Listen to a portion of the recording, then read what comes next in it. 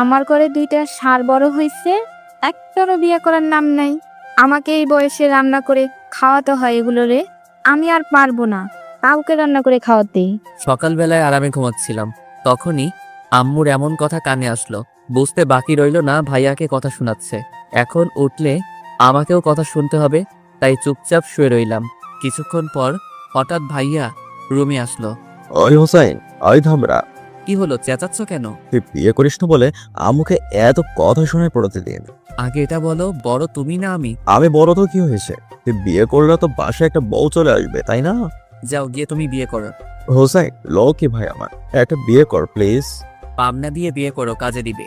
দেখ, তুই বিয়ে করলে একটা নতুন বউ চলে আসবে, আর সকাল সকাল আমার বকা শোনা লাগবে না। Please please. Sorry, I can help it. তোরে বলা আর শয়তানকে বলা একই। নিজে বিয়ে করার নামের নাম নাই, আমাকে আসছে বিয়ে করতে বলার জন্য। বিছানা থেকে উঠে গিয়ে ফ্রেশ হয়ে অফিসের জন্য রেডি হয়ে নিলাম। রেডি হয়ে নিচে চলে আসলাম। এসে দেখি ভাইয়া আর আব্বু নাস্তার টেবিলে গালে হাত দিয়ে বসে আছে। আম্মু সোফায় বসে বসে রাগী মুখ নিয়ে টিভি দেখতেছে। আব্বু হাতের ইশারায় বোঝালো আম্মু রেগে আছে। আমার কলিজার আম্মুটা কই রে? আম্মু একবার আমার দিকে তাকিয়ে আবার টিভি দেখায় মনোযোগ দিল। আম্মু নাস্তা দাও, অফিসে যেতে হবে। অর্ডার করবি না, যা গিয়ে বিয়ে করে নে, নিজের বউকে অর্ডার দে। আমি এই বয়সে তোদের মতো ষাঁড়দের আর রান্না করে খাওয়াতে পারবো না। বিয়ে করে ফেললে তোমার চাকরি তো চলে যাবে, তখন আবার আমাকে বা ভাইয়া দোষ দিতে পারবে না। মানে আমার আবার কিসের চাকরি? এই যে আমাদের তিনজনকে রান্না করে খাওয়ানোর চাকরিটা, বিয়ে করে বউ নিয়ে আসলে তোমার চাকরি তো চলে যাবে। লাগবে না আমার এমন চাকরি। ওকে, তাহলে ভাইয়াকে বিয়ে করিয়ে নেই, তারপর তোমাকে বৃদ্ধাশ্রমে দিয়ে আসবো। কারণ ভাইয়া বিয়ে করে ফেললে তোমাকে দিয়ে আর কি কাজ বলো? কি বললি তুই? যদি আব্বু তোমাকে রাখতে চায় তাহলে থাকতে পারো, না হলে তোমার আর কি কাজ আছে বলো? আব্বু তুমি কি বলো? এই বয়সে বউ দিয়ে কি করবো? তবে তোদের বিয়ের পর যদি আমার বৌমাদের রান্নার যদি কোনো হেল্পার লাগে, তাহলে তোর মাকে চাকরিটা দিয়ে দিস। ওকে, তখন ভেবে দেখবো। আম্মু তুমি কোনটা বলো? বিয়ে করে নে, তারপর বলবি। ওকে, তাহলে আমি এখন যাই, বলেই বেরিয়ে আসতে লাগলাম। হোসাইন রাখো, আমিও আসতেছি। আমাকে ঘূর্ণিঝড়ের হাতে ফেলে চলে যাচ্ছিস তোরা? রাখ, আমিও আসতেছি। জানি এখন বাসায় থাকলে ঝাঁটার পিঠা খেতে হবে, তাই ঝড় আসার আগে চলে আসলাম। সোজা চলে গেলাম অফিসে, গিয়ে কাজ করতে লাগলাম। তখনই মোবাইলটা বেজে উঠলো। তাকিয়ে দেখে আর কেউ না, আমার গার্লফ্রেন্ড সাথীর ফোন। সাথীর বাবা মা কেউ নেই, একটা ছোট বোন আছে এই দুনিয়ায়। আর যদি কেউ থাকে সেটা বলতে গেলে আমি। ও খুব কিউট একটা মেয়ে, কিন্তু ওর ছোট বোনকে আমি এখনো দেখিনি, কারণ মাস 2-1 হলো আমাদের রিলেশনের। এসব চিন্তা বাদ দিয়ে ফোনটা রিসিভ করলাম। তুমি কি বিজি খুব? না, কেন? তাহলে কালকে বিকেলে আমার সাথে দেখা না করে কোথায় গিয়েছিলে? কালকে বিকালে তো বিয়ে করতে গিয়েছিলাম। কেন, তুমি জানো না? তা আজকে কি দেখা করা যাবে? ম্যাডাম ডেকেছে, আমি না এসে পারি? আর ঢং করতে হবে না। তা এখন আসতে পারবে একটু? কোনো জরুরি কাজ আছে নাকি? না, তেমন কিছুই না, শুধু তোমাকে দেখতে মন চাইতেছে। 5টায় পার্কে এসো, তখন মন ভরে দেখে নিও। এখন মাত্র আসলাম, আবার যদি এখনই চলে যাই তাহলে চাকরিটা আর বাঁচানো যাবে না। ওকে, বাই বেবি। আমি আবারও কাজে মন দিলাম। 5টায় অফিস শেষ হওয়ার পরে সোজা চলে গেলাম। গিয়ে দেখি সাথী ওর সাথে একটা মেয়ে নিয়ে বসে আছে। আমি স্বাভাবিকভাবেই গিয়ে বসলাম। হুসাইন, তোমাকে বলেছিলাম না আমার বোনের কথা? হুম। ওই হলো আমার ছোট বোন সুমনা আক্তার জান্নাত, সবাই জান্নাত বলে রাখে। হাই। হ্যালো। তা কি নামে ডাকবো আপনাকে? মানে? মানে দুলাভাই না নাম ধরে? আমাকে নাম ধরে ডাকলেই খুশি হব। ওকে হুসাইন ভাইয়া, তাহলে আপনারা কথা বলেন, আমি এখন আসছি। কি হলো, জান্নাত চলে গেল কেন? বাজে কয়টা? আগে এটা দেখো। 5:40 কেন? তুমি 5টায় আসবে বলেছিলে, আর এখন বাজে 5:40। আর জান্নাতের 6টা থেকে ডান্স ক্লাস আছে, তাই চলে গেছে। ও সরি, আসলে বের হতে একটু দেরি হয়ে গিয়েছে। ওকে, তা কি খাবে বলো? তুমি যা খাবে আমিও তাই খাবো। ওকে। কিছুক্ষণ সাথীর সাথে কথা বলে বাসায় চলে আসলাম। বাসায় আসতে দেখি ভাইয়া আর আপু গালে হাত দিয়ে সোফায় বসে আছে। কি হলো, এভাবে গালে হাত দিয়ে বসে আছো কেন তোমরা? দুইটা ব্যাড নিউজ আছে তাই। তা কি কি শুনি? প্রথমত আজকে বাসায় কিছুই রান্না হয়নি, মায়ের না খেয়ে থাকতে হবে। আরেকটা? আমাদের দাদু পরশুদিন নাকি আসবে, গ্রামে নাকি ঘোরা শেষ, তাই পরশুদিন আসবে। তো কি হয়েছে, কাল থেকে নামাজ পড়া শুরু করে দিব, তাহলেই তো সব সমস্যার সমাধান। তোমরা বসো, আমি ফ্রেশ হয়ে এসে দেখি কি করা যায়। বলেই রুমে চলে আসলাম। রুমে এসে অনলাইনে খাবার অর্ডার করে দিলাম। তারপর ফ্রেশ হতে চলে গেলাম। চলুন আমাদের ফ্যামিলির বাকি পরিচয়টা দিয়ে নেই। অনেকেই ভাবছেন আমার গার্লফ্রেন্ড আছে, তাহলে বাসায় বললেই তো বিয়ে করিয়ে দেয়, সেটা আমিও জানি। কিন্তু সব থেকে বড় সমস্যা হলো দাদু। আসলে আমাদের বংশের নাকি একটা রুলস আছে, প্রেম করে বিয়ে করলে তাকে পরিবার ত্যাগ করতে হবে। আমার ছোট চাচা বিয়ে করেছিল, তাই তাকে পরিবার ত্যাগ করতে হয়েছে সারা জীবনের জন্য। টাকাকে এখনো পর্যন্ত দেখিনি, তার খবর আজও পাইনি। আর পরিবারের যেই এই রুলটা ভাঙবে তাকেই পরিবার ছাড়তে হবে। আর আমি পরিবার ছাড়া বাঁচতে পারবো না, তাই চুপচাপ পড়ে থাকাই ভালো। আসলে কাকাকে দাদু না, দাদা বের করে দিয়েছিল। দাদুর মনটা অনেক নরম। দাদাভাই মাস 6 আগেই মারা গেছে। দাদু বাসায় থাকলে সবাইকে সুন্দর করে চলতে হয়, তাই দাদু আসার আগেই সব ঠিক হয়ে যেতে হবে। আমার আব্বু আম্মু যদিও আমাদের জেনারেশনটাকে বুঝতে পারে, কিন্তু দাদুর উপরে কথা বলার কেউ নেই বাসায়, তাই বাসা ছেড়ে থাকার চেয়ে চুপচাপ বাসায় থাকাই ভালো। ভাবতেছেন এগুলো বললাম কেন? আরে পাঠক পাঠিকারা, আপনারা গল্পের সাথে থাকেন, এগুলো কাজে দেবে, তাই বললাম। চলুন গল্পে ফিরি। ফ্রেশ হয়ে নিচে গিয়ে দেখি এখনো বসে আছে। আম্মুও এখানেই বসা। আব্বুকে ইশারা করলাম আম্মুর রাগটা ভাঙাতে। আব্বু মাথা নেড়ে না বলে দিল। কি আর করার, তাই আমি আম্মুর কাছে গিয়ে কোলে শুয়ে গেলাম। কি হলো? আমার কোলে শুলি কেন? বিয়ে করার আগ পর্যন্ত তোমার কোলেই থাকবো। বউ চলে আসলে তখন আর তোমাকে লাগবে না। আমি তো আছি তোদের ফয়দার জন্য। এখন কথা না বলে খাবার দাও, অনেক খিদে লাগছে। আমি আর কাউকে রান্না করে খাওয়াতে পারবো না। ও ভালো কথা, ভাইয়া বিয়ে করবে বলে রাজি হয়ে গেছে। ভাইয়ার দিকে তাকিয়ে চোখ টিপ দিয়ে ইশারায় সায় দিতে বললাম। তোমরা মেয়ে দেখতে থাকো। ওকে, তাহলে তোরা বস, আমি রান্না করতে গেলাম। ভাইয়া আমার দিকে চোখ গরম করে তাকালো। বুঝলাম ভাইয়া রেগে আছে আমার উপর। আম্মু আজকে রান্না করার দরকার নাই, অনলাইনে অর্ডার করে দিয়েছি, এখনই চলে আসবে।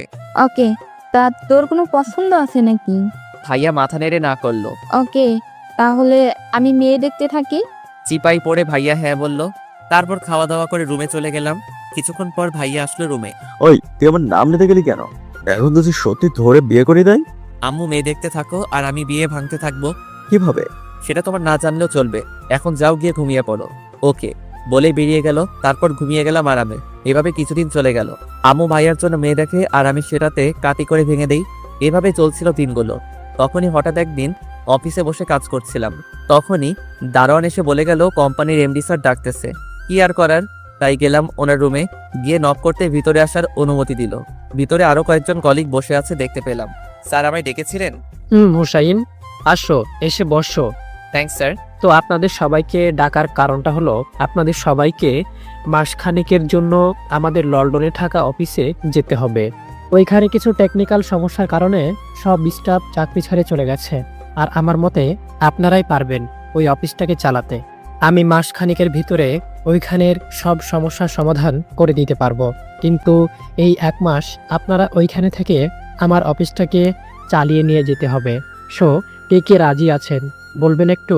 সবাই হাত তুললো, তাই বাধ্য হয়ে আমাকেও তুলতে হয়েছে। ওকে, তাহলে কালকে সবাই নিজেদের পাসপোর্ট এনে জমা দিয়ে দিয়েন। 2 দিন পর ফ্লাইট। তারপর ওই রুম থেকে বেরিয়ে সোজা বাসায় চলে আসলাম। এত তাড়াতাড়ি আসতে দেখে আম্মু জিজ্ঞেস করলো, কি রে, এত তাড়াতাড়ি চলে আসলি যে? এমনি রুমে গিয়ে বসেছিলাম, তখনই সাথীর কল আসলো, তাই রিসিভ করলাম। বলো কি বলবে? তুমি কি টেনশনে আছো? হালকা। তা আজকে দেখা করতে পারবে একটু? না, আজকে একটু বিজি আছি, কালকে বিকালে দেখা করব। ওকে, বাই বেবি। রাতে সবাইকে বিদেশে যাওয়ার কথা বললে সবাই রাজি হয়ে গেল, তাই আমিও কিছুদিন ঘুরে আসার সিদ্ধান্ত নিয়ে নিলাম। পরের দিন অফিসে যাওয়ার পর সবকিছু ঠিকঠাক করে দিল। বিকালে সবকিছু নিয়ে পার্কে গেলাম। গিয়ে দেখি সাথী বসে আছে, তাই আমিও গিয়ে পাশে বসে গেলাম। কি হলো, এত চিন্তিত দেখাচ্ছে কেন? সাথী হাতে পেপারগুলো ধরিয়ে দিলাম। সাথী সেগুলো খুলে দেখতে লাগলো। এগুলো দেখে সাথী হঠাৎ হেসে ওঠে। কি হলো, এভাবে হাসছো কেন? এটাতে মন খারাপের কি আছে? যাও গিয়ে ঘুরে আসো, আর আমাকে মনে রেখো, তাহলেই হবে। তোমাকে মনে না রাখলে কাকে রাখবো বলো?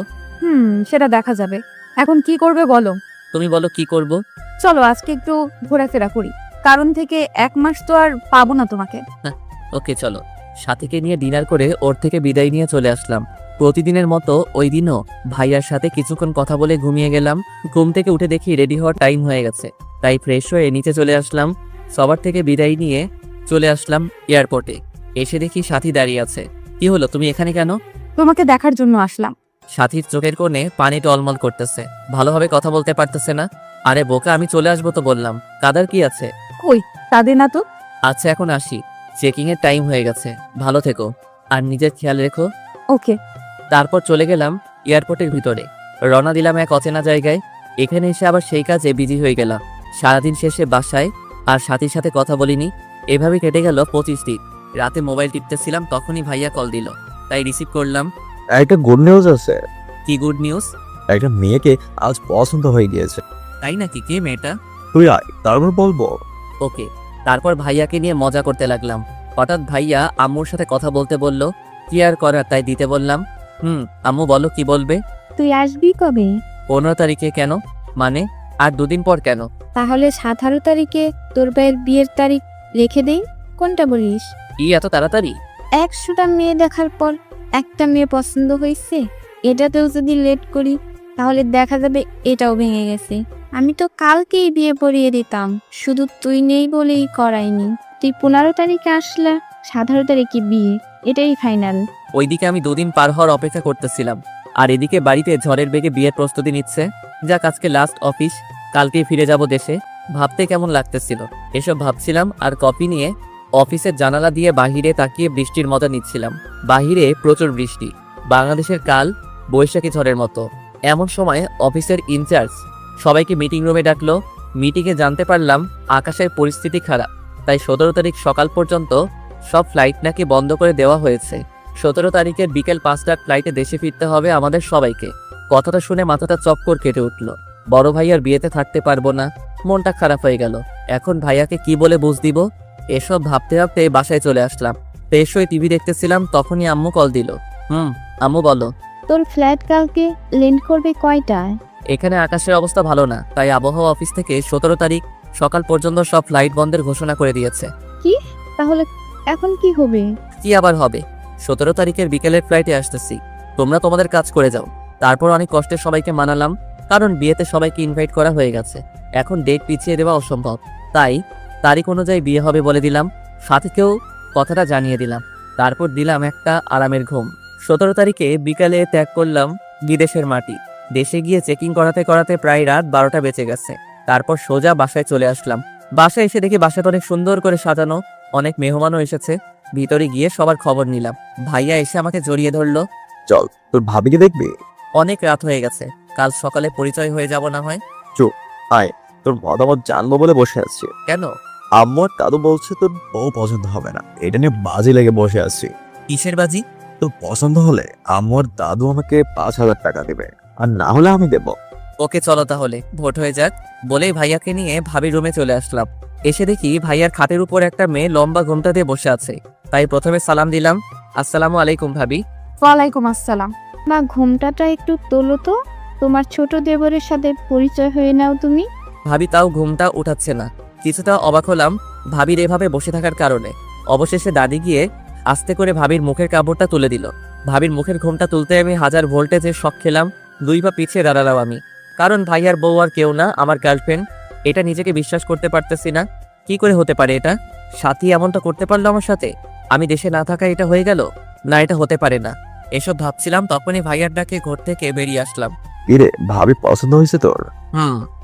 যাক, তাহলে কি রেস্ট নে, পরে কথা হবে। আচ্ছা। রুমে এসে দরজাটা লাগিয়ে দিলাম। তারপর পুরোনো কথাগুলো ভাবতে লাগলাম।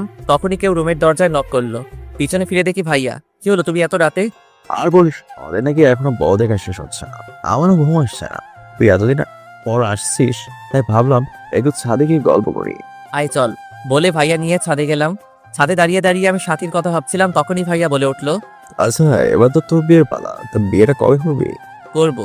মনের মতো মেয়ে পেয়ে গেলে। তাই নাকি? তা তুমি এই মেয়েকে পেলি কোথায়? তোকে একটা কথা বলবো, এটা আবার যেন তুই দাদুকে শুনিস না। বলবো না, বল। ভাইয়া যেটা বললো সেটা শোনার জন্য আমি মোটেও প্রস্তুত ছিলাম না। শোন, সাথীকে, তোর ভাবির নাম সাথী। এবার শোন, সাথীকে 3 মাস ধরে একজন আরেকজনকে ভালোবাসি। কি? এটা শুনে আরেকটা শখ খেলাম। আমার বিয়ের জন্য মেয়ে দেখছিল যখন, তখন আমি একটা ঘটককে কিছু টাকা দিয়ে সাথীকে বিয়ের প্রস্তাব পাঠাই। তারপর আর কি, যা হবার তার তো হয়েই গেল। এখন আমার ভালোবাসার মানুষটাই আমার বউ। এবার বলো, কেমন খেললাম খেলটা? সুপার। কিন্তু তুই যে আগে থেকে প্রেম করতি, আমাকে একবারও বললি না। পাগল, এই কথা যদি ভুলেও লিক হতো, তাহলে দাদু আমাকে বাড়ি ছাড়া করতো। ও, তাহলে শেষমেশ বিয়েটা করেই ফেললি? এমন চান্স মিস করে কেউ? কংগ্রেস। কিরে, তোরা দুইজন কি করছিস এত রাতে এখান? এই তো হোসেনের সাথে গল্প করছি। বোমা রুমে একা একা, যা নিচে যা। আর হুসাইন, তোকে খাওয়ার জন্য তোর আম্মু ডাকতেছে। ভাইয়া যাও, নিচে যাও। আচ্ছা, তুই খেতে যাবি না? তুমি যাও, আমি একটু পরে আসতেছি। বাতাসটা ভালোই লাগতেছে। ওকে।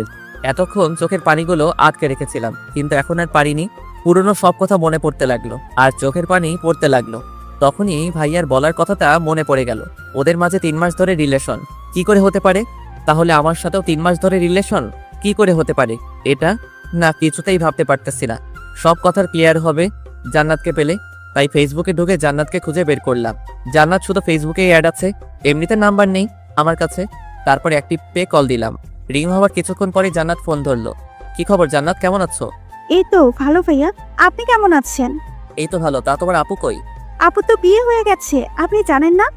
জানি। তা তুমি কোথায় এখন? দুলাভাইদের বাড়িতে। আমার সাথে একটু দেখা করতে পারবে?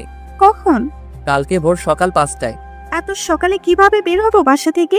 তোমাকে বাসা থেকে বের হতে হবে না, সকালে আমাকে মেসেজ দিও, তারপর বলবো তোমাকে কোথায় আসতে হবে। বলেই ফোনটা কেটে দিলাম। টেনশনে কান্নাও আসতেছে না। আগে সবকিছু ক্লিয়ার হতে হবে, তার আগে কিছুই বলা যাবে না। তারপর নিচে গিয়ে ফ্রেশ হয়ে খাওয়া দাওয়া করে শুয়ে শুয়ে ভাবতে লাগলাম সাথী কেন করলো এরকম। এসব ভাবতে ভাবতে কখন যে ঘুমিয়ে গেলাম তা মনে নেই। ঘুম ভাঙলো ফোনের আওয়াজে। তাকিয়ে দেখি জান্নাতের কল। তাই উঠে তাড়াতাড়ি কলটা রিসিভ করলাম। ভাইয়া ঘুমাইতেছেন নাকি? না, বলো কি বলবে? আপনি না বললেন কি বলবেন? ও, তা তুমি একটু কষ্ট করে তোমার দুলাভাইয়ের বাসার ছাদে আসো। কেন? কথা আছে, আসো তাড়াতাড়ি। বলেই ফোনটা কেটে দিলাম। কিছুক্ষণ পর হঠাৎ রুম থেকে কারোর পায়ের শব্দ পেলাম। বুঝতে পারলাম জান্নাত ছাদে যাচ্ছে। তাই দেরি না করে আমিও মুখটা ধুয়ে ওর যাওয়ার কিছুক্ষণ পর আমিও ছাদে উঠলাম। জান্নাত নিচের দিকে তাকিয়ে আছে ছাদের রেলিং ধরে। হয়তো কেউ নিচ থেকে উপরে উঠে কিনা তা দেখতেছে। তাই আমি গিয়ে আস্তে করে ওর কাঁধে হাত রাখতেই ও কেঁপে উঠে পিছনের দিক ফিরে। আরে ভাইয়া, আপনি আসলেন কখন? এই তো এখনই। ও, তা কিসের জন্য ডেকেছিলেন? তোমাকে কিছু কথা জিজ্ঞেস করার জন্য। বলুন। আচ্ছা, তোমার আপু তোমাকে আমার সম্পর্কে কি বলেছে? আপনি নাকি আপুর সাথে রিলেশন রাখতে চান না বলে ব্রেকআপ করিয়েছিলেন। তারপর নাকি আপনি দেশের বাইরে চলে গেছেন। তারপর আপু ঠিক করলো বিয়ে করবে। তারপর আর কি, সব নিমিষেই হয়ে গেল। ও আচ্ছা, আপনি আমার আপুকে এভাবে ধোকা দিলেন কেন? কে কাকে ধোকা দিয়েছে সেটাই তো বুঝতে পারতেছি না। মানে? সেটা তুমি বুঝবে না। তা তোমার দুলাভাইরা কয় ভাই? শুনেছি 2 ভাই। ও, তা তোমার দুলাভাই কি ছোট না বড়? পরিবারের নাকি বড় ছেলে। ও, তা তোমার দুলাভাইয়ের ছোট ভাইকে কখনো দেখেছো? না, শুনেছি গত রাতে নাকি ফিরছে, কিন্তু সারাদিন অনেক ক্লান্ত থাকায় ঘুমিয়ে গিয়েছিলাম, তাই আর দেখা হয়নি। ও, তাহলে সকালে নাস্তার টেবিলে তো নিশ্চয়ই দেখা হবে, তাই না? কি জানি। ও হ্যাঁ, আরেকটা কথা, সকালে নাস্তার পরে আবার এখানেই আসবে। আর নাস্তার টেবিলে যা দেখবে তা চুপচাপ শুধু হজম করবে। কি বলেছি বুঝেছো? মানে? মানে নাস্তা টেবিলে কি হয় তা শুধু দেখবে আর নাস্তা করার পর এখানে আসবে, বুঝেছো? এখন যাও। আচ্ছা। আমি নিজেই বুঝতেছি না কি হচ্ছে আমার সাথে, মাথাটা ঘুরতেছে আমার। রুমে গিয়ে ফ্রেশ হয়ে নিলাম। তারপর বসে বসে আবার ভাবতে লাগলাম কি হচ্ছে আমার সাথে, বা কেনই হচ্ছে আমার সাথে। সাথী কি আমার উপর প্রতিশোধ নিতে চাইতেছে নাকি অন্য কিছু? সাথী কি জানতো না যে আমার ভাইয়া ও স্বামী? না, এটা হতে পারে না, কারণ আমি আমাদের বাসার সবার ছবি ওকে দেখিয়েছি। তাহলে ও এমনটা করলো কেন? সাথী ভাইয়ার সাথেও 3 মাস ধরে রিলেশন চালাচ্ছে, আবার আমার সাথেও। এটা হয় কি করে? এসব চিন্তা করতে করতে কখন সে নাস্তার সময় হয়ে গেল তা নিজেও জানি না। হঠাৎ আম্মুর ডাকে ঘোর কাটলো আমার। তাকিয়ে দেখি আম্মু দরজার সামনে দাঁড়িয়ে। কিরে, তুই এভাবে মন মরা হয়ে বসে বসে কি ভাবছিস? আম্মুকে কিছু একটা না বললে আম্মু সব বুঝে ফেলবে, তাই বলে দিলাম এই যে ভাইয়া বিয়ে করে ফেলেছে, এটা নিয়ে মন খারাপ। কেন, বিয়ে করায় মন খারাপের কি আছে? এই যে ভাইয়া বিয়ে করায় এখন সকাল সকাল তোমার ওয়াজটা শুনতে পাই না, এটা ভেবেই মনটা খারাপ হয়ে আছে। দূর পাগল, আয় খেয়ে যা, সবাই তোর জন্য অপেক্ষা করছে। তুমি যাও, আমি আসতেছি। ওকে। আমি মুখটা ধুয়ে নিজেকে স্বাভাবিক করে নিচে চলে গেলাম। নিচে এসে দেখি সবাই নাস্তার টেবিলে বসে গল্প করতেছে, আর সাথে কিচেনে আম্মুর সাথে আর জান্নাত মাথা নিচের দিক দিয়ে মোবাইল টিপতেছে। ভাইয়া দেখতেই আমাকে ডাক দিল। আরে হোসাইন, আয় আয়, তোর জন্য অপেক্ষা করছিলাম। আমি মাথা নেড়ে বললাম, আর সাথীর চেহারা রিয়াকশনটা দেখতে লাগলাম। সাথী স্বাভাবিকভাবেই ওর কাজ করে যাচ্ছে, আর এদিকে জান্নাত আমাকে দেখতেই চোখগুলো টিউবলাইট হয়ে গেল। আমি গিয়ে জান্নাতের পাশে বসে গেলাম। জান্নাত চোখ বড় বড় করে আমার দিকে তাকিয়ে আছে। টেবিলে বসতে সবাই নাস্তা করতে শুরু করলো, কিন্তু জান্নাত আমার দিকে এখনো চোখ বড় বড় করে তাকিয়ে। কি হলো জান্নাত, খাচ্ছ না কেন? একদম আস্তে করে বললাম, যেন জান্নাত ছাড়া কেউ শুনতে না পায়। আরে জান্নাত, তোমাকে তো পরিচয় করানো হয়নি। জান্নাত ও আমার ছোট ভাই হোসাইন, আর হোসাইন ও হলো জান্নাত তোর ভাবির একমাত্র ছোট বোন। হাই। হ্যালো। খাওয়া দাওয়া শেষ করে আমি ছাদে দাঁড়িয়েছিলাম, তখনই পিছন থেকে কেউ কাশলো। তাকিয়ে আমি অবাক হয়ে গেলাম। পিছনে ফিরতেই দেখি সাথী। তাই স্বাভাবিক হয়ে বললাম, আরে ভাবি আপনি এখানে? একটু ছাদে আসলাম তোমার ভাইয়ার সাথে। তাকে দেখি ভাইয়াও আসছে। ও, তাহলে তোমরা থাকো, আমি আসি। ইরে, কোথায় যাচ্ছিস? নিচে যাচ্ছি। আসলে কখন যে আবার চলে যাচ্ছিস? আর ছিলাম, কিন্তু তোমাদের রোমান্সের সময় বাধা দিয়ে লাভ নেই। ধুর বোকা, আয়। থাক, আর পাম দিতে হবে না। এনজয় বস। ভাইয়াকে কিছু বুঝতে দিলাম না, কারণ এসবে ভাইয়াকে জড়িয়ে লাভ নেই। যা হবে তা আমি নিজেই দেখে নিব। এসব ভাবতে ভাবতে রুমে চলে আসলাম। এসে রুমে ঢুকে দাঁড়িয়ে ভাবতে লাগলাম সবকিছু। হঠাৎ কারো পায়েলের আওয়াজ পেলাম। তাকে দেখি জান্নাত ছাদের দিকে যাচ্ছে, তাই ডাক দিলাম, জান্নাত কোথায় যাও? আপনি না বললেন সাথে যেতে, তাই সাথে যাচ্ছি। ছাদে যাওয়ার দরকার নেই, এদিকে আসো। এটা কি আপনার রুম? রুমটা নজর বুলিয়ে দেখতে লাগলো। আচ্ছা, কি হচ্ছে এসব? আমি তো কিছুই বুঝতেছি না। আমি নিজেই বুঝতেছি না তোমাকে কি বলবো। আপনি আপুকে ছেড়ে দিয়েছেন, তারপর আপু আপনার ভাইয়াকে বিয়ে করে ফেলেছে। কি হচ্ছে এসব? তুমি কিছু জানো এরকমটা করার কারণটা কি? না ভাইয়া, আমি তো এসবের কিছুই জানি না। তবে আপু যে কোনো কিছু করতে চাইতেছে এটা আন্দাজ করতে পারতেছি। কিন্তু কেন করবে এসব? আপনি আপুকে ধোঁকা দিয়েছেন, তাই এসব আপনার উপর প্রতিশোধ নিতে চাচ্ছেন না তো? কে ধোকা দিয়েছে তোমার আপুকে? আপনি? আরে আমি জান্নাতকে সত্যটা বলতে গিয়েও বললাম না, যা করার আমাকেই করতে হবে। আচ্ছা তুমি এখন যাও, আর তোমাকে আপুকে এগুলো বলো না, কেমন? ওকে। আমাকে সাথে সাথে কথা বলতেই হবে। আর ও এতটা স্বাভাবিক হয়ে চলে কিভাবে, এসব ভাবতে হতেই মাথাটা ব্যথা করতে লাগলো। তাই আম্মুকে ডাক দিলাম। কিরে, এভাবে ডাকতেছিস কেন? মাথাটা ব্যথা করছে, কিন্তু টিপে দাও না। কাল রাত জার্নি করে এসেছিস, তাই এরকম একটু নিয়ে নে। কফি ঘুম আসছে না। তাহলে দিন খেয়ে নে। টেনশনে ঘুম আসবে না, এই মেডিসিন খেয়ে নেওয়াই ভালো, পরে সবকিছু দেখা যাবে। ওকে যাও তুমি। আম্মু চলে গেল, আমি একটা ঘুমের ট্যাবলেট খেয়ে শুয়ে গেলাম। কিছুক্ষণ পর হারিয়ে গেলাম ঘুমের রাজ্যে। ঘুম ভাঙে তাকিয়ে দেখি ভাইয়ার সাথী চেয়ারে বসে আছে। আমাকে চোখ খুলতে দেখে ভাইয়া বলে উঠলো, এখন কি অবস্থা তোর? ভালোই, আমার আবার কি হবে?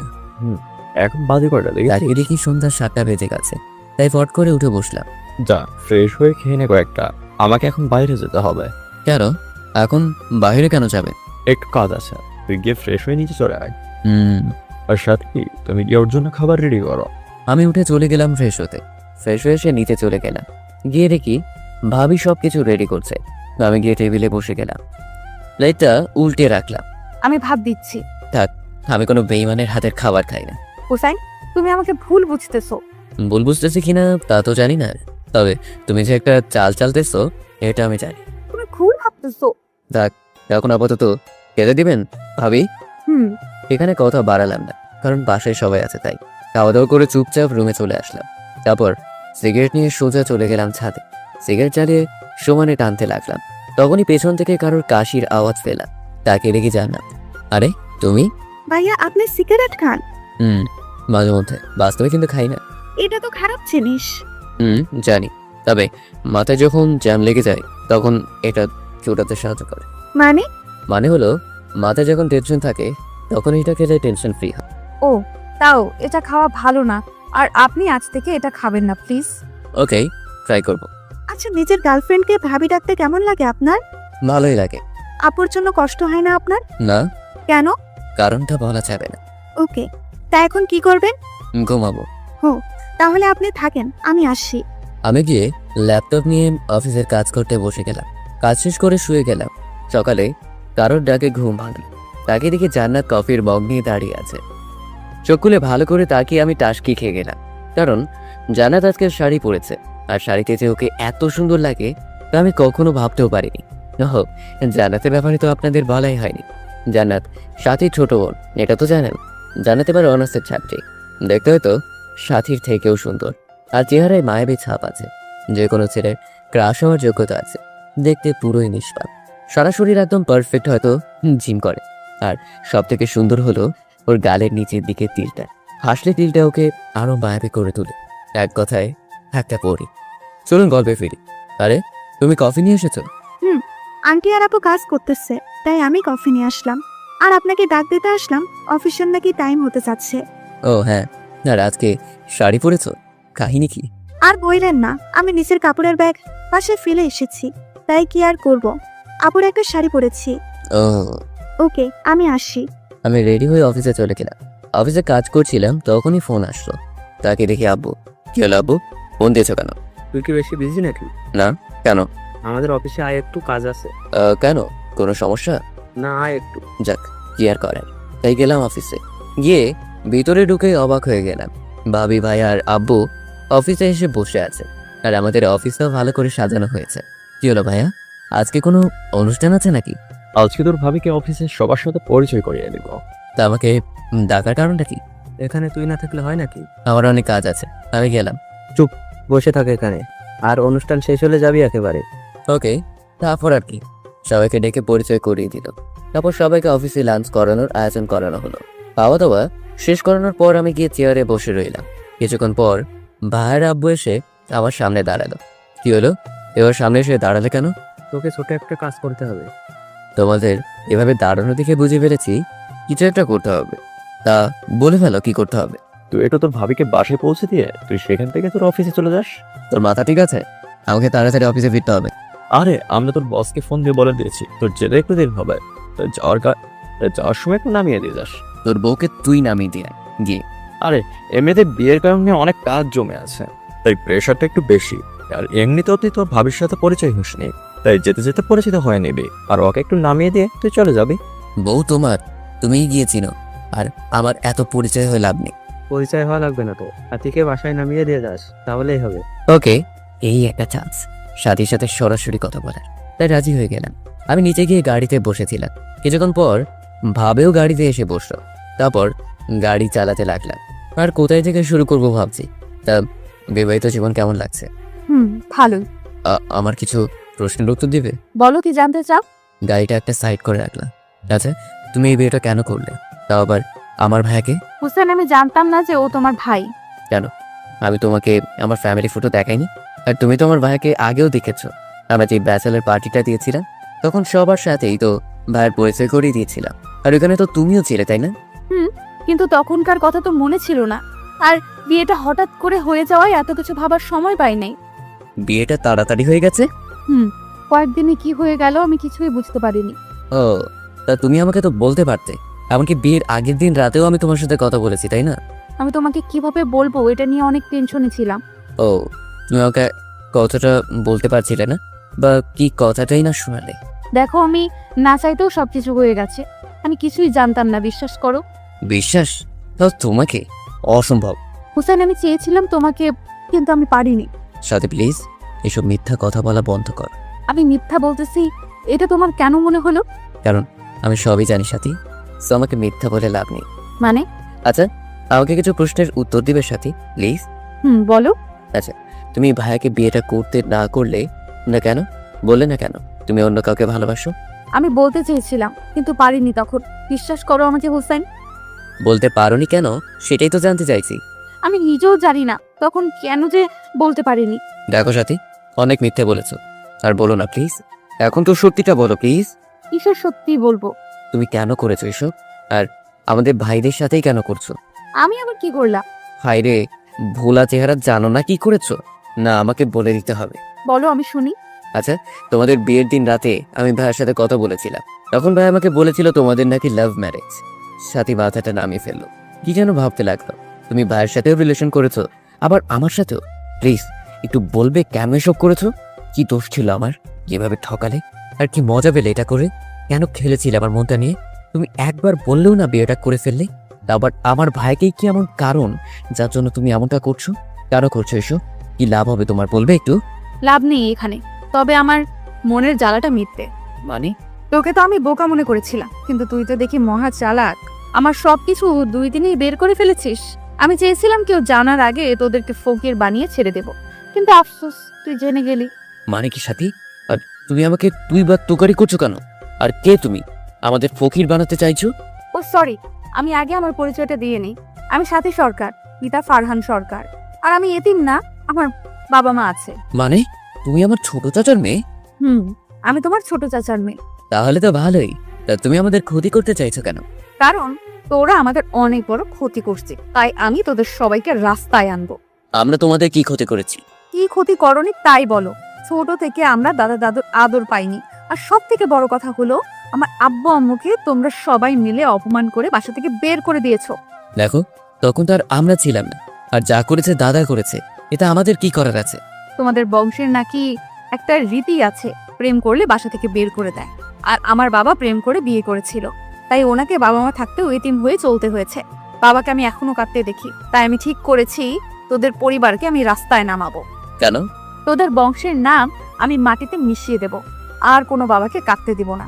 দেখো, এসবের পিছনে তো আমাদের তো হাত নেই। এই দাদার শাস্তি তুমি আমাদের দিচ্ছ কেন? তোদের রাস্তায় দেখলেই আমার শান্তি হবে। কিন্তু আমি তো তা করতে দিব না। তুই শুধু চুপচাপ দেখবি, কিন্তু কিছুই বলতে পারবি না। আমি সেই ব্যবস্থাও করব।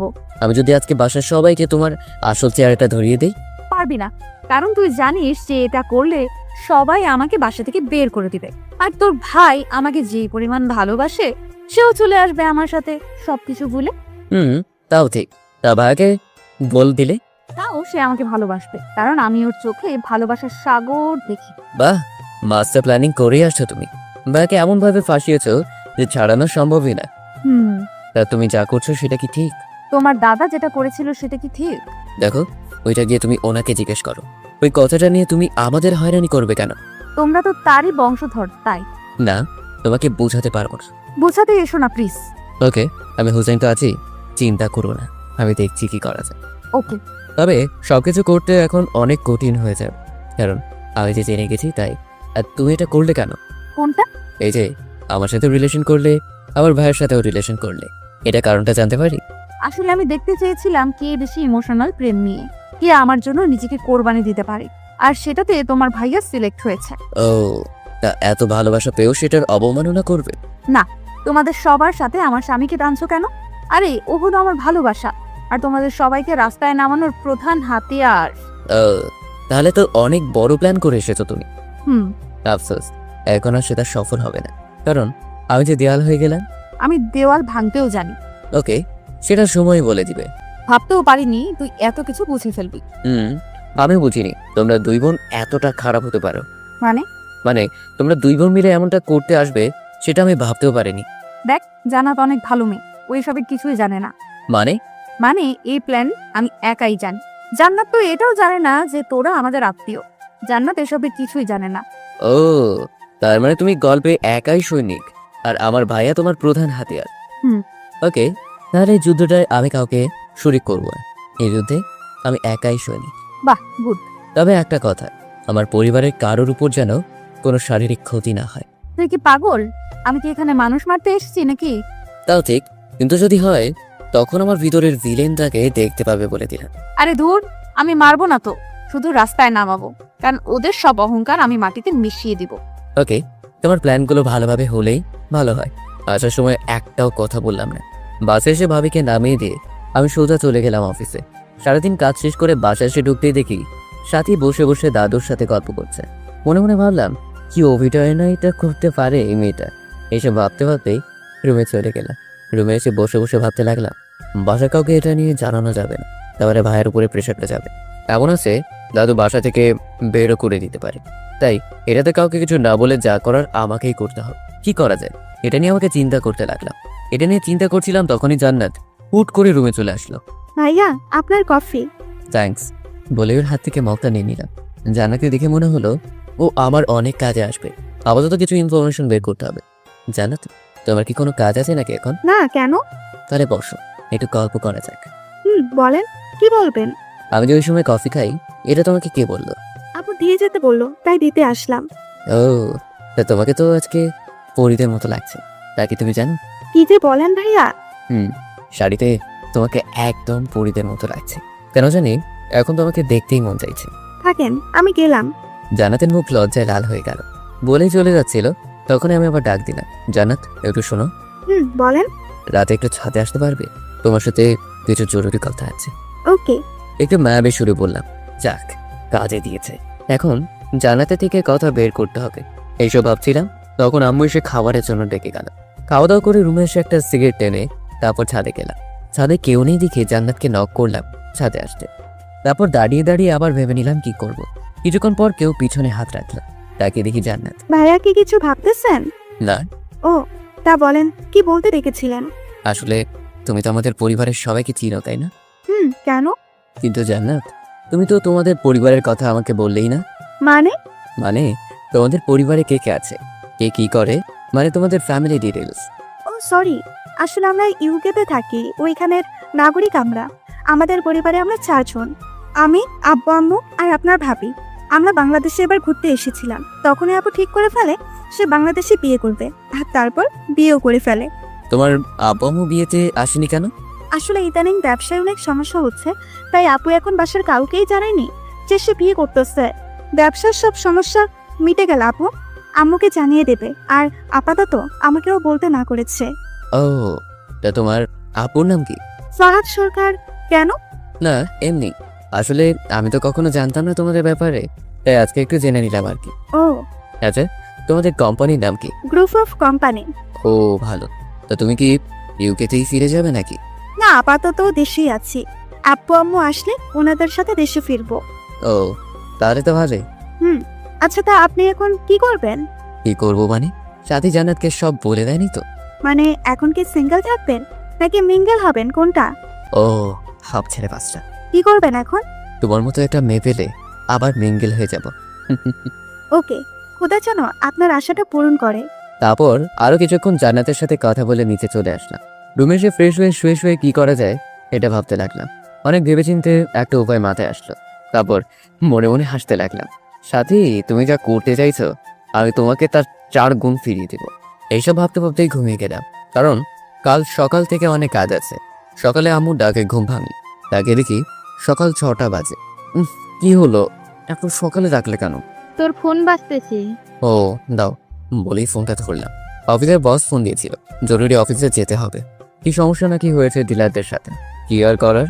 তাই উঠে ফ্রেশ হয়ে চলে গেলাম অফিসে। সারাদিন অফিসের ঝামেলা শেষ করে বাসায় আসলাম।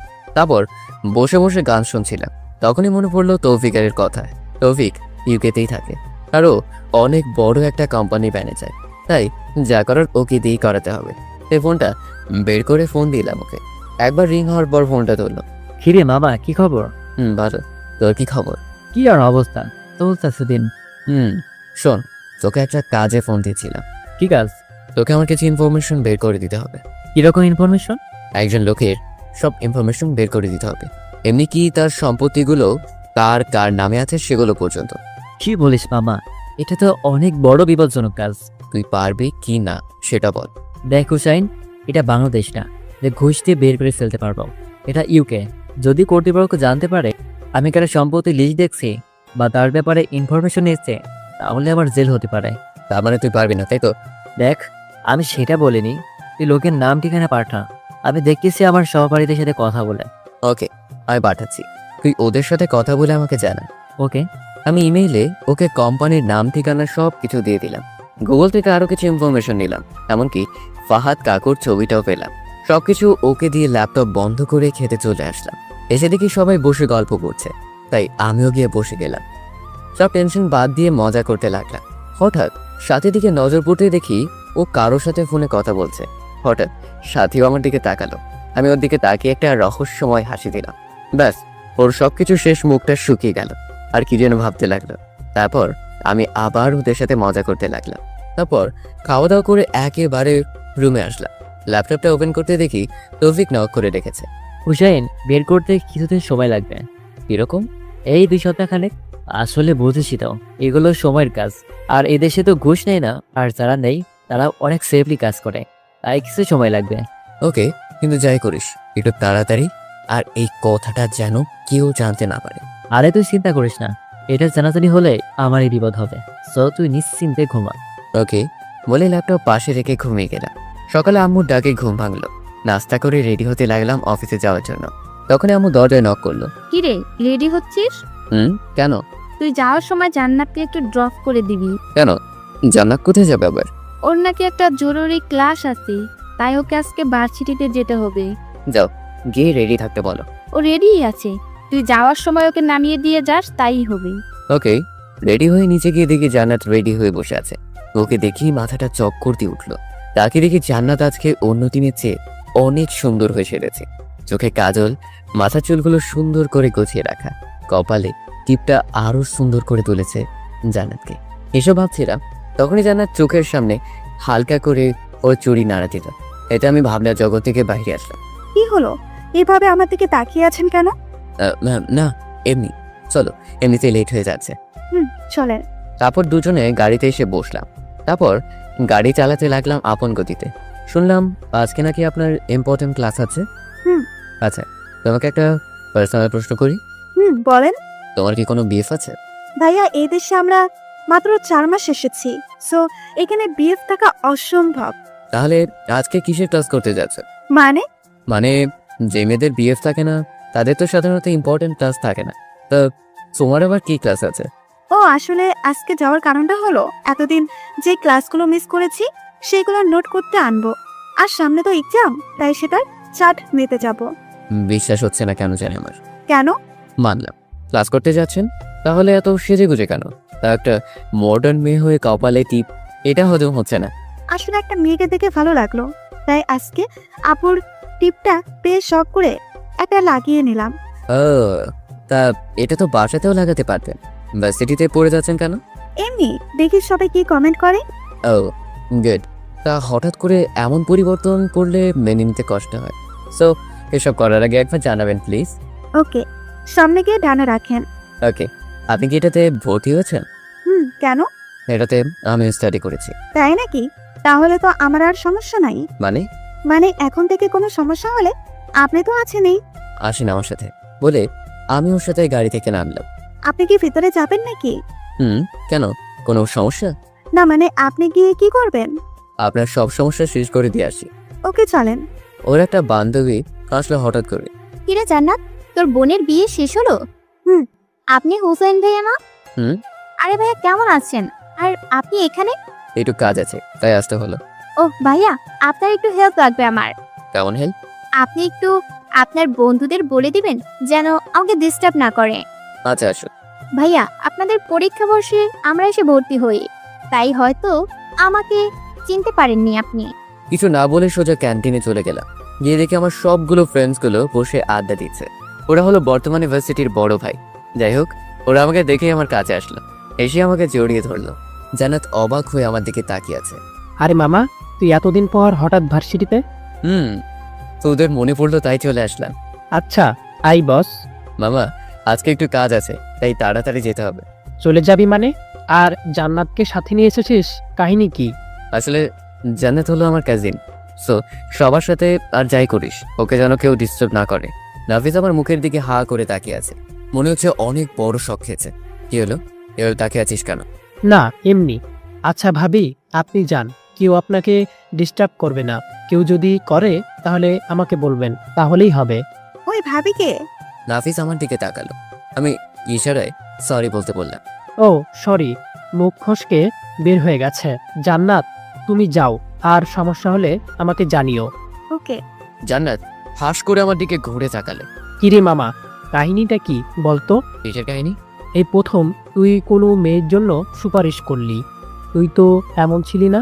আরে এমনি, ওর যেন সমস্যা না হয় তাই বললাম আর কি। ও, তা তুই জান্নাতকে ভাবি বললি কেন? আরে আমি তো ভাবছিলাম জান্নাতকে হয়তো তুই বিয়ে করবি, না হলে এভাবে কলেজে এসে আমাদেরকে দেখিয়ে বলে যেতিস না যে ওকে ডিস্টার্ব করিস না। একটা ফোন করলেই তো হতো। আরে যাচ্ছিলাম এখান দিয়ে, ভাবলাম তোদের সাথে দেখা করে যাই। আচ্ছা, জান্নাতকে কি আমাদের ভাবি বানানোর মতলব আছে নাকি?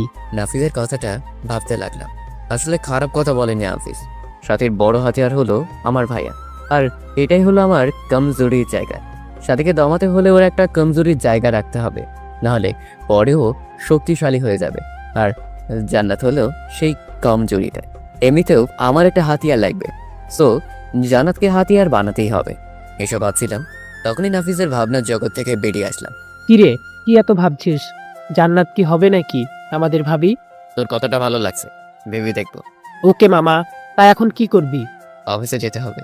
ওকে, কিন্তু মাঝে মাঝে আসিস। ওকে, আর বাকিগুলো কই? ওরা আজকে আসবে না, তাই আমাকেই সামলাতে হবে। ওকে তাহলে আরেকদিন আসিস।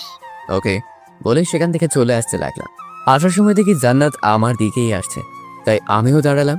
কি হলো, কিছু বলবেন? থ্যাঙ্কস উপকার করার জন্য। ওয়েলকাম। আচ্ছা এখন যাই, নাহলে অফিসের জন্য লেট হয়ে যাবে। ওকে, কিন্তু বিকেলে যাওয়ার সময় নিয়ে যাবেন। ওকে আসি বলে সেখান থেকে চলে আসলাম। সারাদিন অফিস শেষ করে বাসায় আসার সময় জান্নাতকে আনতে গেলাম। গিয়ে ফোন দেওয়ার পর জান্নাত নিচে নেমে আসলো। কোনো কথা না বলে গাড়িতে উঠে বসে গেল। কেমন কাটলো আজকে? ভালোই। আপনাকে নাকের আগায় রাগ লেগে আছে কেন? এমনি। কেউ কিছু বলেছে? না, তাহলে ভাবে রাগ করে আছেন কেন? এমনি। আচ্ছা, রাগটা কি আমার উপর নাকি অন্য কারোর উপর? আপনার উপর। ও তাহলে তো আর সমস্যা নেই। ওই আপনি আগে কি কলেজে র্যাগিং এর লিডার ছিলেন? কে বলেছে আপনাকে? মিথ্যে বলেন কেন? আপনার ব্যাপারে আজকে সব জেনেছি আমি। কি জেনেছেন? এই ভার্সিটিতে গিয়ে কি কি কাজ করতেন, কি করতাম? এই মেয়েদের র্যাগ দিতেন, সব স্যার ম্যাডাম আপনাকে ভয় পেত, যাকে মন চাইতো তাকেই মারতেন, আরো অনেক কিছু। ওই সময় রাজনীতি করতাম, তাই একটু করতাম আর কি। কিন্তু এগুলো আপনাকে কে বলেছে? কে বলেছে সেটা আপনাকে বলতে যাবো কেন? আমার এত গুণ গাইলো, তাকে দেখবো না একবার? দেখতে হবে না। আরে ওই সময়ের কথা বাদ দেন, এখন তো এসব ছেড়ে দিয়ে ভালো হয়ে গেছি, তাই না? তা ঠিক, আপনার কপালে টিপটা কোথায়? ফেলে দিয়েছি। কেন? নষ্ট হয়ে গেছে তাই। ও, তবে টিপার শাড়ি পরলে আপনাকে অসুন্দর সুন্দর লাগে। ও তাই নাকি? তাহলে আজকে রাতে পরে ট্রাই করব। কোনটা বলেন? এটা আপনার ইচ্ছে। ওকে। কথা বলতে বলতে বাসায় চলে আসলাম। তারপর গাড়িটা পার্ক করে ভিতরে আসলাম। এসে দেখি ভাইয়া ওরাও চলে এসেছে, আর দাদু সবাইকে নিয়ে গল্প করছে। কিরে, আজকে এত তাড়াতাড়ি চলে আসলি?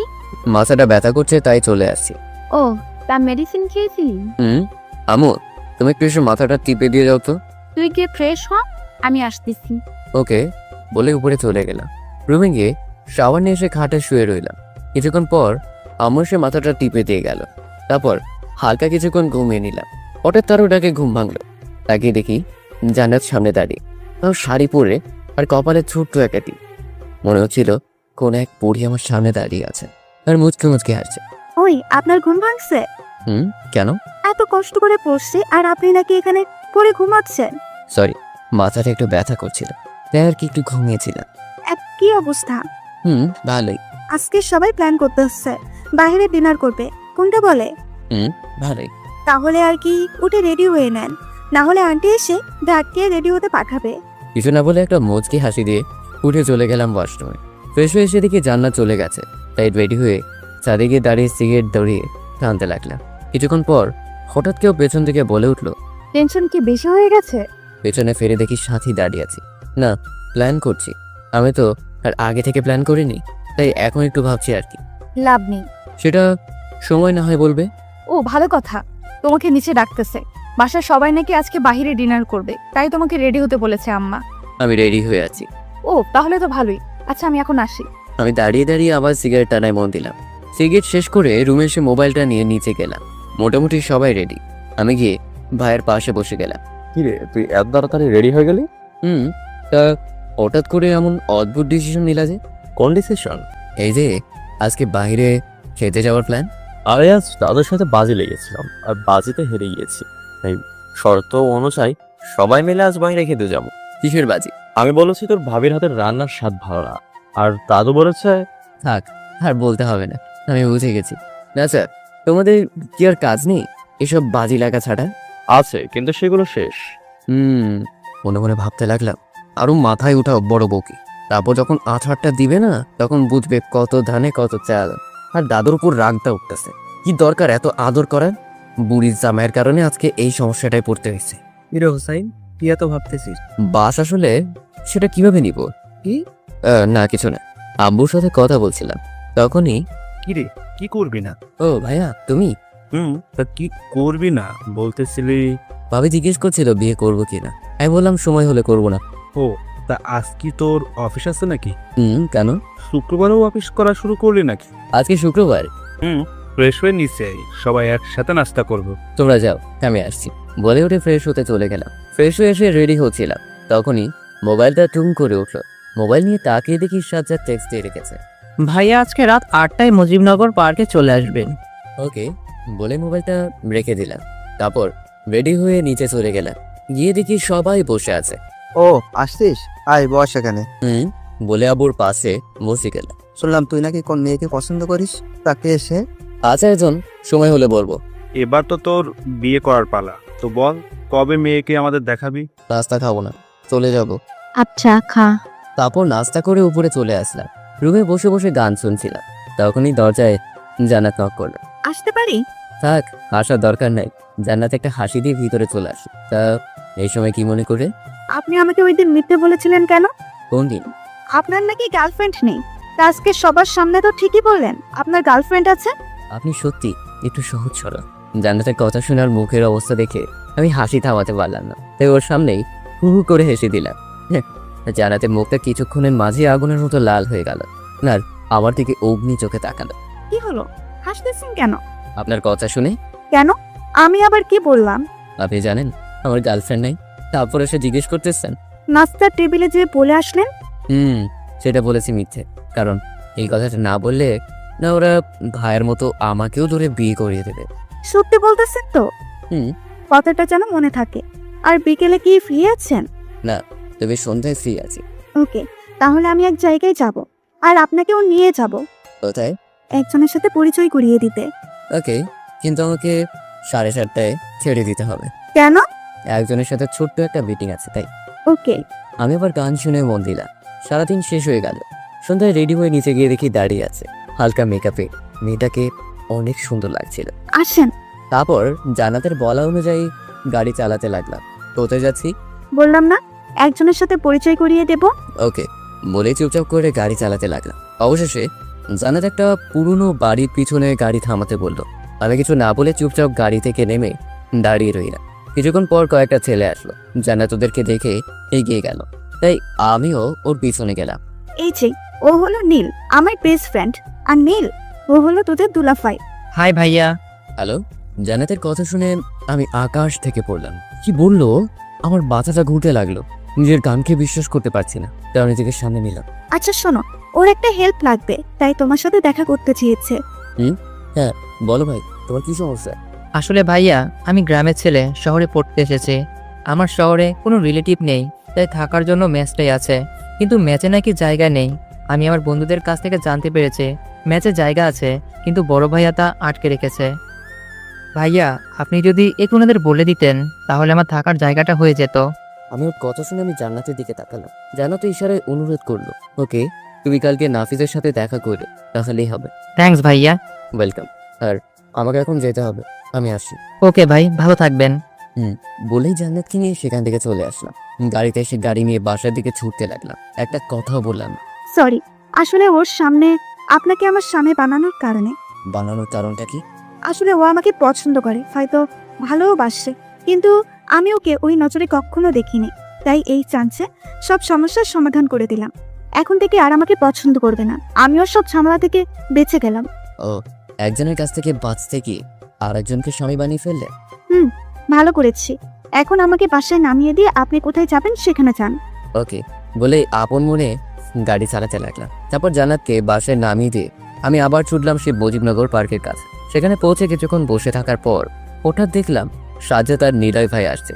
তারপর তারা আমাকে নিয়ে একটা বাসার ভেতরে চলে গেল। হোসাইন, তোমার ব্যাপারে সব বলেছে সাজ্জাদ আমাকে।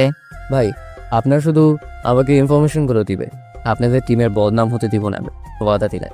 আর ওই মেয়েটাও জানবে না যে আমিও সব প্ল্যান জেনে গেছি। খেলতে নিচে গিয়ে খেলবো। তুমি আমার ছোট ভাইয়ের মতো, তাই তোমাকে সব হেল্প করব আমরা। কিন্তু দেখো, এটা যেন কোনোভাবে লিক না হয়ে যায়। এটা আমার দায়িত্ব। আজ থেকে আপনি এটা নিয়ে চিন্তা করবেন না। আর আপনাদের কোনো হেল্প লাগলে বলবেন। আচ্ছা ঠিক আছে, তাহলে এখন উঠি, অনেক কাজ আছে। তারপর ওই বাসায় চলে আসলাম। এসে রুমে গিয়ে ফ্রেশ হয়ে নিলাম। তারপর খাওয়া দাওয়া করে দিলাম একটা ফোন। এভাবে কেটে গেল কয়েকদিন। একদিন সকালে ঘুম ভেঙে গেল ফোনের চিল্লানিতে। তাকে দেখি সেই প্রাইভেট নাম্বার, মানে সাজ্জাদের কল। তাই তাড়াতাড়ি রিসিভ করলাম। বল কি হয়েছে? তোমাকে মেয়েটার সব ইনফরমেশন পাঠিয়েছি, চেক করে নাও। ল্যাপটপ নিয়ে চেক করে দেখলাম সব কিছু এসেছে। ওকে ওকে, আর দেখো এটা যেন ফাঁস না হয়। ওকে বলেই ফোনটা রেখে দিলাম। তারপর ঘুম থেকে উঠে নিচে গিয়ে নাস্তা করে আসলাম। রুমে এসে দেখি মোবাইলে অনেকগুলো কল এসে আছে। তাকে দেখি তৌফিকের কল, তাই তাড়াতাড়ি কল ব্যাক করলাম। রিং হতেই কল রিসিভ করলো। হুসাইন, ইমেল চেক কর। ওকে বলেই কলটা কেটে দিলাম। তারপর ইমেলগুলো দেখতে লাগলাম আর অবাক হয়ে গেলাম। প্রথমে দেখতে লাগলাম তৌফিকের ইমেইলগুলো। ছোট চাচার সব সম্পত্তি তার 2 মেয়ের নামে, আর ওদের কোম্পানির মালিক হলো জান্নাত সরকার। মোটামুটি ভালোই সম্পত্তি আছে ছোট চাচার, তবে সাথে থেকে জান্নাতের নামের সম্পত্তি বেশি। সবগুলো কাগজ বের করে দেখার পর গেলাম সাজ্জাদের ইমেইলগুলোতে। প্রথমে নজর পড়লো ওর কল লিস্টে। তাকে দেখি ভাইয়ের নাম্বারে অনেকগুলো কল দেয়া। তারপরে নাম্বারটা চোখে পড়তেই চমকে গেলাম, কারণ সেই নাম্বারটা হলো আমাদের কোম্পানির ম্যানেজার। তারপর গেলাম সাথের ইমেইল লিস্টে। গিয়ে আমি আরও চমকে যাই। তাদের কথাবার্তা দেখে আমি বুঝতে পারলাম ওরা দুজনে হয়তো ফ্রেন্ড, আর আমাদের কোম্পানির একটা বড় অ্যামাউন্ট লিখিয়ে নিবে। আরও নিচে যেতে দেখলাম আমাদের কোম্পানির পিছনে 20 একর জমি লিখে নেওয়ার প্ল্যান করছে, তাও খুব শীঘ্রই। আমি অবাক হয়ে যাই ওর মেসেজগুলো দেখে। তারপর কি করব সেটা নিয়ে ভাবতে লাগলাম। অবশেষে কোনো উপায় না পেয়ে আমি একটা প্ল্যান করলাম। তারপর আমি ফোনটা হাতে নিলাম, নিয়ে কল দিলাম নাফিসকে। কিছুক্ষণ পর ফোনটা রিসিভ করলাম। কি রে মামা, এখন কল দিলি? কিছুদিনের জন্য তোদের সবার কাজ আছে। কি কাজ?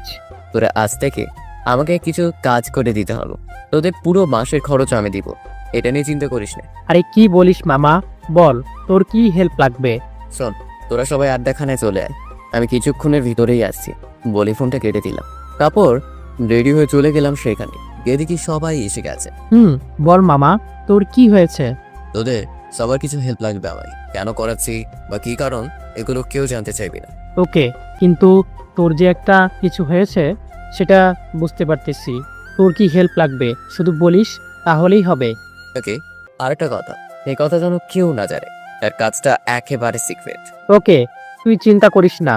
তারপর ওখান থেকে চলে আসলাম বাসায়। দুপুরে খাওয়া দাওয়া করে ভাবলাম একটু ঘুমিয়ে নিই। খাওয়া দাওয়া করে দিলাম এক ঘুম। বিকালে উঠলাম একেবারে, তাকে দেখি জান্নাত দাঁড়িয়ে হাতে একটা বালিশ নেই। কি হলো, হাতে বালিশ কেন? আপনাকে দিতে এসেছি। কেন? ওই সুতার কাজ শিখেছি আর তাই আজকে একটা বালিশে আর্ট করেছি, তাই প্রথমটা আপনাকে দিতে এসেছি। দেখি কি আর্ট করেছেন। বালিশটা হাতে নিয়ে নিলাম। তাকে দেখি প্রথমে একটা লাভ আঁকা, তার ভেতরে আমার নামটা সুন্দর করে লেখা। ধন্যবাদ। ধন্যবাদ দিলে হবে না, এত কষ্ট করেছে তার জন্য ট্রিট লাগবে। ওকে, বলে কবে ট্রিট নেবে? একটু পরে বাইরে যাব, আমি তখনই নেব। কিন্তু আমার তো কাজ আছে, আপনি না হয় যাওয়ার সময় টাকা নিয়ে যাই। কি জান, লাগবে না আপনার ট্রিট। আচ্ছা দেখি যাওয়া যায় কিনা। দেখি না, উঠে গিয়ে ফ্রেশ হয়ে নিন, তারপর দুজনে একসাথে বের হব। ওকে, হালকা হাসি দিয়ে বললাম। কাপড় উঠে চলে গেলাম ফ্রেশ হতে। ফ্রেশ হয়েছে রেডি হয়ে চলে গেলাম নিচে। জান্নাতকে নিয়ে চলে গেলাম একটা রেস্টুরেন্টে। তারপর খাওয়া দাওয়া করে বাসায় চলে আসলাম। রুমে এসে ফ্রেশ হয়ে ফোন দিলাম নাফিসকে। ফোনটা রিসিভ করলো। বল মামা। কাল সকালে একজনকে কিডন্যাপ করতে হবে। তাকে?